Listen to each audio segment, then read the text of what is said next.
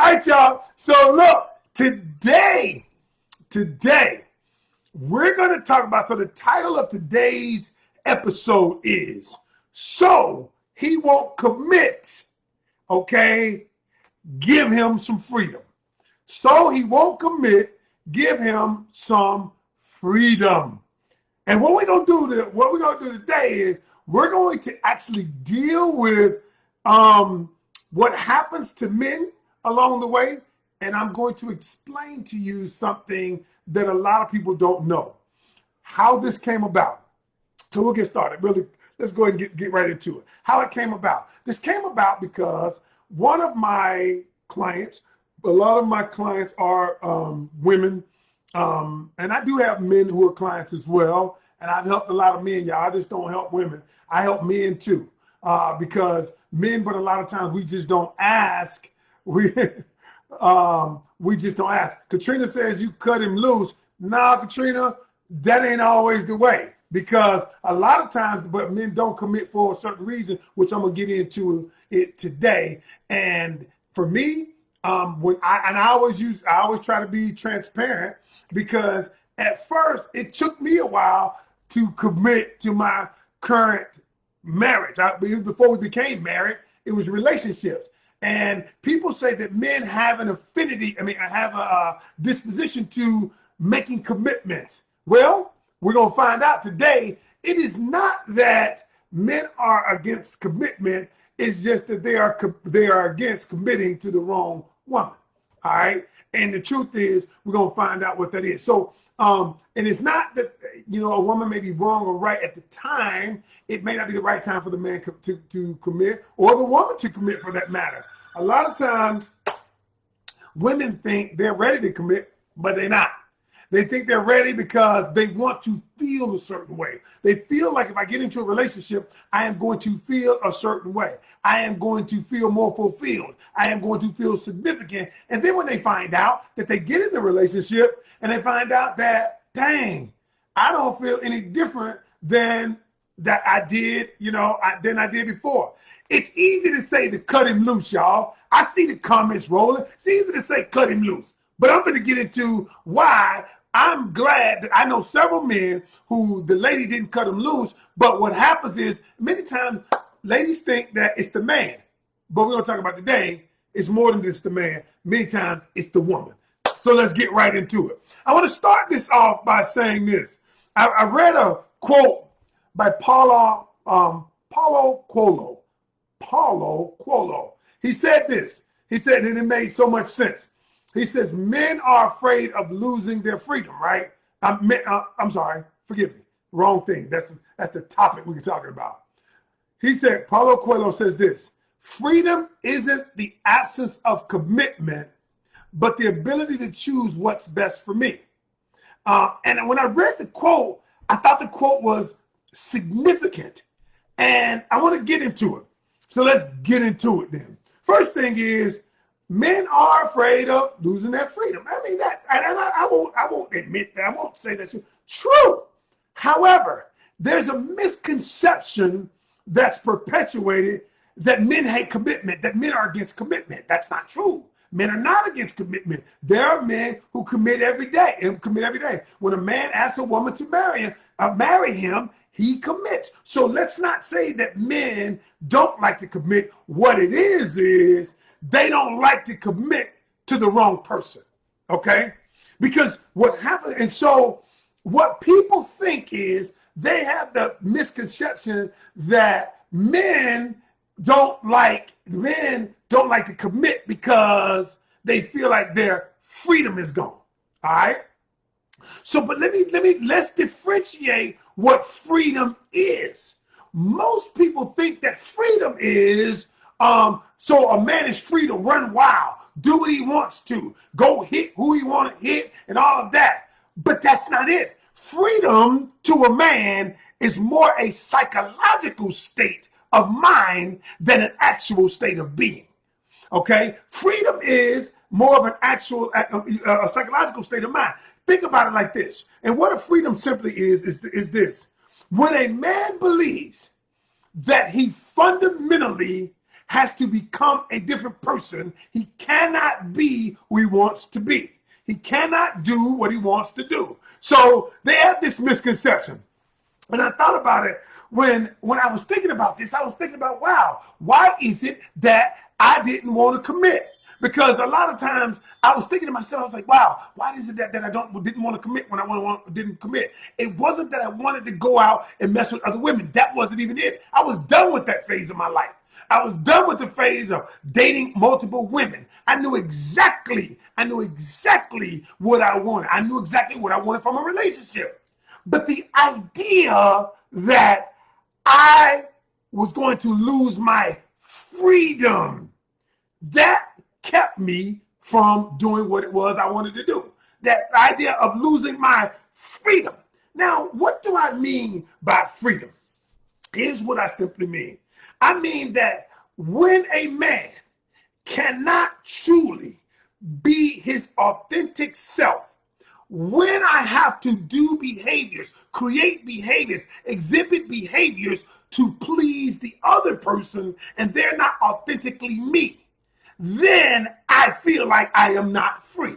Okay? Because what happens in relationships, a lot of women will say things like this. They will say things like, okay, when we're together, when we're family, so we got this amount of time to do family time. Why do you want to hang out with your boys? Why do you want to go to the game? I get this all the time. People ask me questions. Why do you want to go to the game without your wife? Why would you want to go to Kickback Jack and hang out with the boys? You are married now. You are married now. And some of you have said that. Why would he want to go to the mall by himself? And what I'm saying is when I say it's a fundamentally different, it's a psychological state. So when a man is in a relationship, if that man has to alter his being, who he is at the core, to be with you, then he loses his freedom. All right, now we just getting crunk now. Now we getting crunk now. So what I did today was I put together what I call some truths about why men won't commit, or what happens to a man when he loses his freedom. Number one, when he fundamentally has to become a different person to please you, to make sure you're good, then I've lost my freedom. Okay, then when I feel like I cannot do the things that make me the person I am. Okay, yeah, women do lose their freedom. I agree. I see that coming. Women lose their freedom. But right now, we're just talking about men today. I'm going to do another one on women losing freedom too. I'm going to do another session on that. But today, we're just dealing with men. Because here's the thing. Because a lot of women come to me and ask me questions like, why is it that my husband won't talk to me? Why is it that my husband won't go? He goes in his cave and he doesn't say anything to me. And so what I say is, I ask a few questions. I want to probe. I want to find out what's actually going on. And I say this. Let me explain some truths to you. Number one,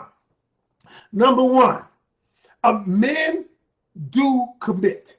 That men do like to commit. The truth is, men do want to be in a relationship with the woman who he feels can make him better than he was. Now get this right here.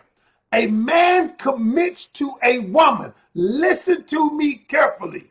A man commits to a woman who feels that when I commit to her, I can be better. I can win more. I can be a better version of myself committing and joining to this person than I could being alone. I'll repeat that. A man will commit. He commits to a woman when he feels like I am going to be a better version of myself by committing, by joining. I am going to be able to do more. I'm going to be able to win more. I am going to be better as a human being joining with you than I would if I didn't. That is the reason why men commit. If a man feels like he's not going to be better off with you, committing to you, he ain't gonna commit to you. And that's the straight up truth. So whether you believe me or not, I like to say stuff. A lot of times, I like to say stuff that people ain't gonna believe. And everybody, now listen, y'all, as I always do on these lives, I don't really care if they agree with me or not. My job ain't here to appease anybody. The truth is I love dialogue. And are there absolutes? No, there aren't absolutes. But the truth of the matter is, that's what happens. Now, so let's get into it. If a man doesn't feel like he can win, if he doesn't feel like he's going to be more, the truth is, I'm going to do a whole session on the number. I was talking about what the number one need of a man is. The number one need of a man in a relationship is this. I talked about the other day. He has to believe that the woman will accept what he has. True. But the number one need of a man to commit is to believe that he's going to win. Y'all, to believe that he's going to be a winner. I'm going to do a whole session on this one day. Men have such a desire to win. It is in our DNA. We want to win. Why do you think men in sports, y'all? Women don't take steroids. Why is it that men, they will take steroids to win? They'll do anything to get an edge. Because the need to feel like I'm a winner is so pervasive. It is so big in a man's ego, he will do almost anything to win. So the truth is, even when he dates a woman, he has to feel like when I date her, when I marry her, when I commit to her, I'm going to win. That's just the truth. Accept it or not, I don't really care. But it's the truth. It is the truth. So I did some other truth. So the first thing I said, I heard a quote from Jerry Seinfeld, and he said something so profound. Y'all, when I heard it, I laughed, but I was like, it's true. He says this. He said, this ain't Ken Canion, this is Jerry Seinfeld, but I thought it was good. He said, a man wants from his woman the same thing he wants from his underwear. A little bit of support and a little bit of freedom. And so what he means by that is there is a delicate balance between supporting him and freedom. And so what I'm going to say is this. I'm going to give you some steps. I'm going to give you 3 steps. That's all I'm gonna do is I'm gonna give you 3 steps, and y'all, I've been doing this for over a month now. I'm going on. This is the 33rd episode, and you all know that the one thing that I do, I speak the truth as I see it. All right, number 2, I try to educate everybody who's on this live feed, and I'm gonna expand it. And number 3, I want to save and create fantastic relationships. I've done that. There are relationships that I've saved. There are relationships my wife and I have saved. There are relationships that I've helped create. And so whether you believe something or not, you don't have to believe in gravity, but it still exists. Okay? You can jump your ass off a building and you say, I don't believe in gravity. Okay, boom. You can believe that coronavirus is not real. All right? So you can believe any of that. The truth of the matter is, whether you believe it or not, it's real. What I'm telling you is real. You're right. Men want to be winners. You're right. And women want to be wanted. I agree. That's why I said yesterday, the truth is there are 2 types of things. Women want to be adored, and women want to be adored, and men want to be admired. Okay, it all falls under that. Men want to be winners. Women want to be wanted. True. I get that. That makes sense. So what I'm going to do is I'm going to help you in terms of giving that man not only the freedom to be himself. Because can we be honest, y'all? Can we be honest? A lot of y'all, let's just be honest for a moment. There are a lot of people, a lot of women who fundamentally tries to change a man. You try to change him. Men may try to change women, but I've seen it in a lot of coaching and counseling that I've done, is that what happens is the woman wants to create and mold this guy to be the guy that she sees in her head and not the guy in her bed. And so what we want to do is, when the guy in her head doesn't match the guy in her bed, what she does is she gets to molding and tinkering and telling him, you should do this. You should be this. You should do this. I think you ought to do this. You never do this. You never do that. And what happens is there is a seed of resentment that grows in him because, as I said the other day, you don't accept me and accept what I have to offer you. Okay? And so a lot of people, they don't see it, but that's true. But so what I'm going to do is I'm going to give you 3 steps, 3 things to help him. When I mean give him freedom, he won't commit. Give him freedom. Give him a little freedom. And number 1, Number one, first thing is give him space. Give him space. And hold on, that's counterintuitive. So what that means is, I got a little thing I say, y'all. I got this little thing. They always say that a man runs into his cave. And the way this happens is a man runs into his cave, all right? And a man runs into his cave, the woman runs out of the cave. When things go wrong, when things are going on, we're trying to figure it out. What happens is that the man runs in his cave so he can get by himself to figure it out. Okay, he's trying to figure it out. He's trying to figure out the problem. So he's not talking to you. He's not talking to anybody, but he's trying to figure it out. He's trying to figure out the best way to navigate out of the situation. You run out of the cave. A woman runs out of the cave because she wants to talk through it. She wants to help. She wants to figure it out. She wants to say, let's talk through this. How can I'm gonna call such and such. And so they're looking at the same situation, but they're reacting to it differently. And so when they begin reacting to it differently, one party or the other begins to take issue or exception when the other party begins to pull them the way that they solve problems.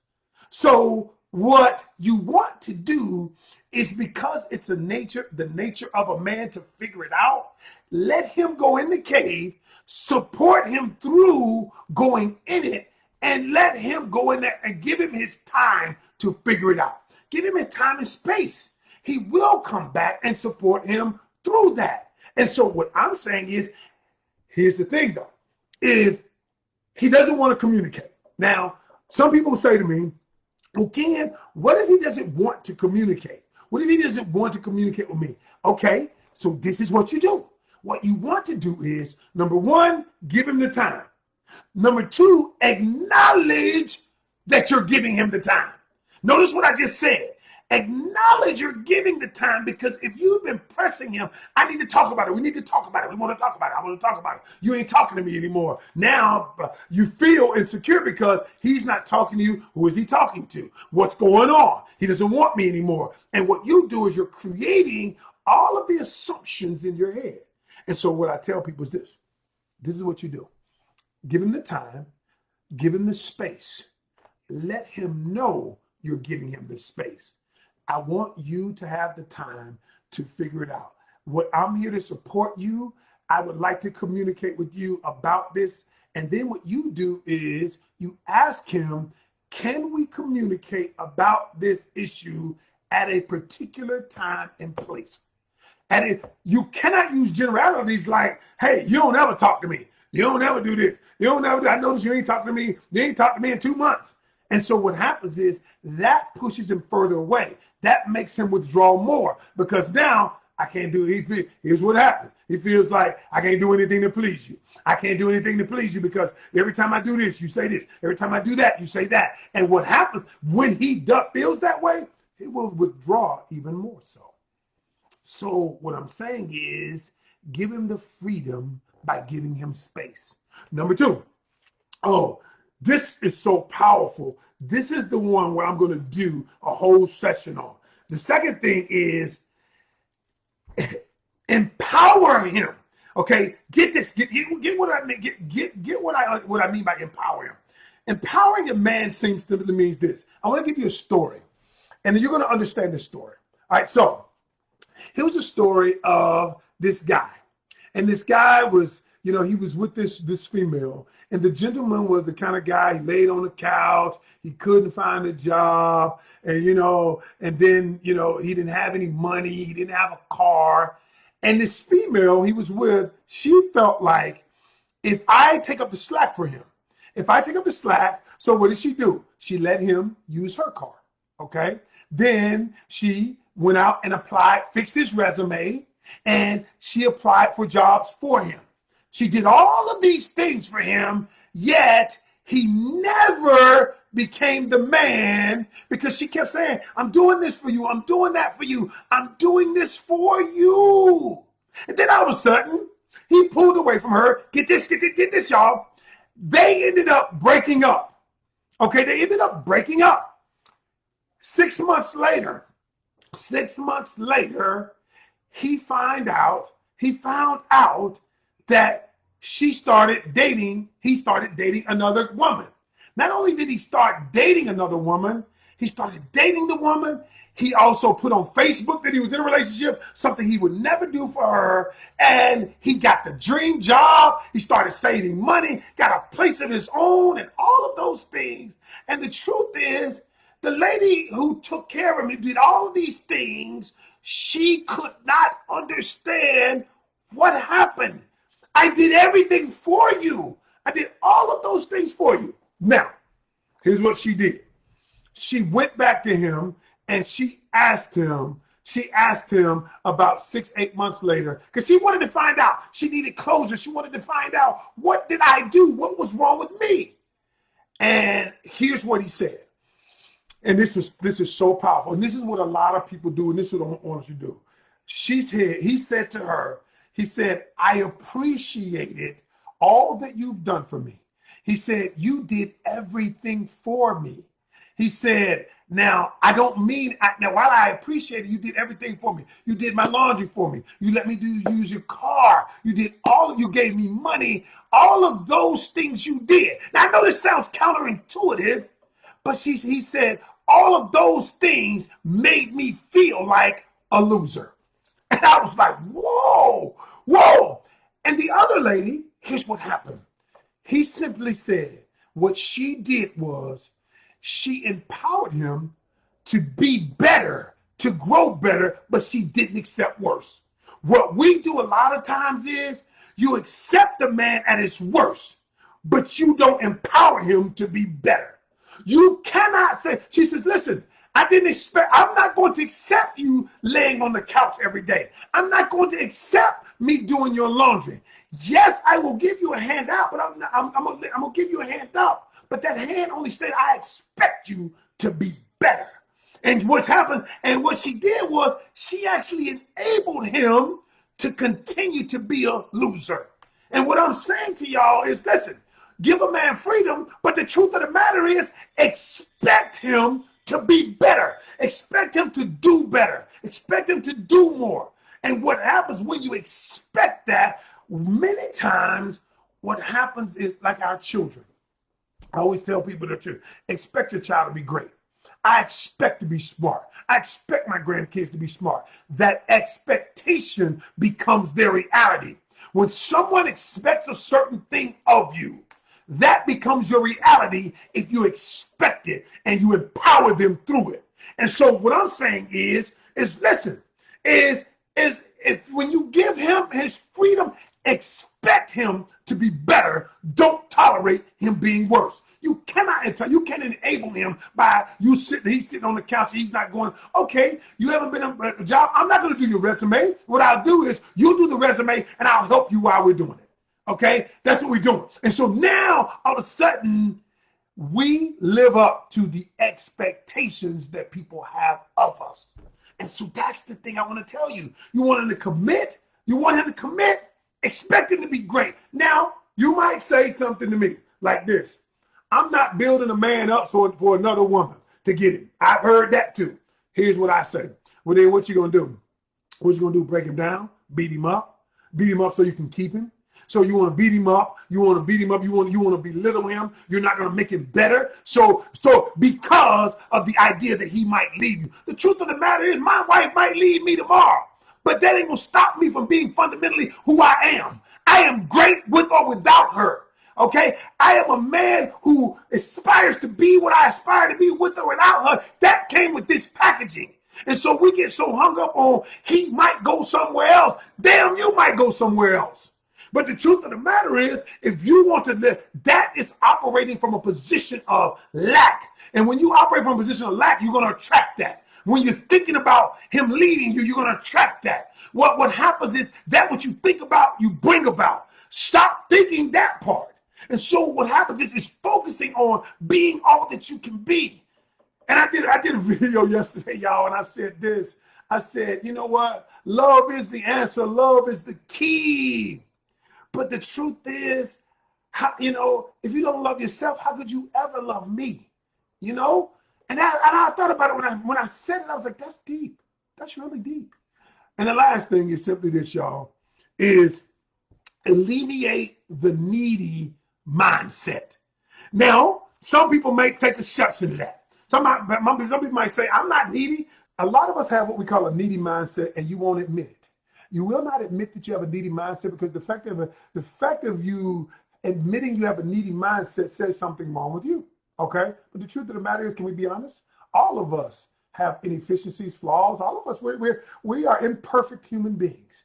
We are trying to perfect and work this thing out. But let me just explain what the needy mindset is. The needy mindset is what some people call it clinginess. And when you have a clinginess or a needy mindset, what that simply says is you need the relationship to be a certain way to make you happy, to make you okay, to complete you, to give you significance. And so when you need the relationship to be a certain way to give you that, that means that you're lacking that when you come into the relationship. And if you're lacking that, what you're doing is you're relying on the other person to give you that which you lack. The problem with that is that's way too much responsibility for anyone. No one should have that responsibility because they can never fulfill that. No matter what a person does, it will never make you happy. No matter what a person does, it will never cure that insatiable desire to be complete, that insatiable desire to be significant.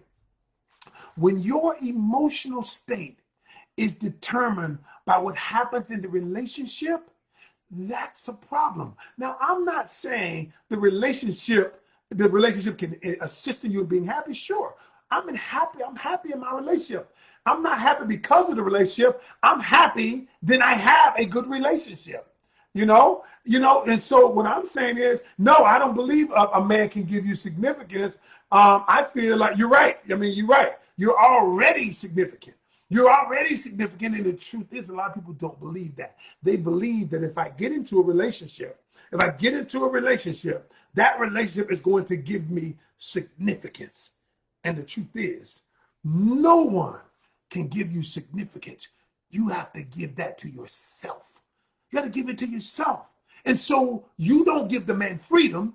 So you believe that the more I'm cling to him, the more I'm around him, the more I'm going to get significance. The more, if I'm around you all the time, I can trust you because I can see you. And the truth is, that's rooted in insecurity. That will never last. That seed is going to create and grow into something so big that you won't be able to stay with them. And the truth is, so you think if I can be around him, if I can see him, let me see your phone. Let me get your phone. So because I can get your phone, I can see who you've been texting. I can see who you've been calling. What that does is that creates the seed in you. He can never, no matter what he does, he can give you his phone every day and show it to you every day. And if he doesn't give it to you on one day, you say, see, you know what? You didn't give me your phone. You know what? I knew you was cheating. And that seed, that is insidious. It's insidious. That neediness, that clinginess, that means there's something unhealed in you. And what we're going to do is this. There's a part of every one of you listening, is all of us, even myself, there was a part of me that I need to be healed. There's a part of me that said that was insecure. And y'all, we all have insecurities. Don't let a fool tell you, even the ones who walking around with six packs and all that shit, they got insecurities. We all have them. What we do is we overcompensate for our insecurities. Okay, we just do. Because we're good in one area, we're insecure in another. So what we do is we work on this area right here. We work on all of that. And so what I'm saying is simply this. There's a part of you that is insecure. There's a part of you that needs healing. There's a part of all of us that needs healing. And what we're doing, so starting it'll be the early part of next week, Melanie, Shani, and I, my business partner who's a dynamic relationship coach, I always say Liana Van Zandt has nothing on her. I've seen her heal people, deal with people who had molestation issues, who had issues of abandonment, and they've been holding them down, and those things they've grown into something, but we're not acknowledging them. Homework. Here's your homework. I just want you to think about anything that you've done that could have pushed them away. Where ways that you could have been better, ways that you could have been added more freedom. Y'all, I want to thank you. every one of you. I appreciate you. Listen, if you have any inbox, if any of you need any sessions, if any of you need help, don't inbox me. Let's do a discovery session together. I'm going to help you and guide you in the right direction. All right, y'all. Y'all be good. I'm Ken Canion, your host of Love, Lust, and Lies, and I am